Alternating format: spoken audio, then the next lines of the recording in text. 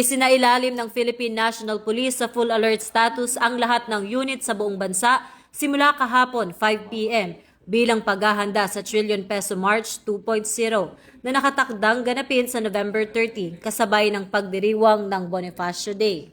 Kasabay nito, suspendido rin ang lahat ng permits to carry firearms outside of residence sa Metro Manila mula November 29 hanggang December 1 at tanging mga uniform personnel ng PNP, AFP at iba pang law enforcement agencies na nasa opisyal na tungkulin ang pahihintulutang magdala ng armas.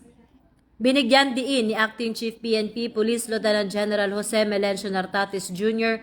na balanse ang pagpapatupad ng seguridad at paggalang sa karapatan ng mamamayan na may gabay na maximum tolerance pero zero tolerance sa anumang karahasan.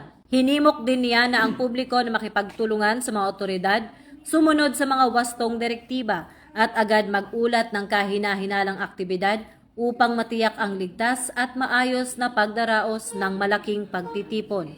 Dahil ito ang bagong PNP para sa bagong Pilipinas, serbisyong mabilis, tapat at nararamdaman.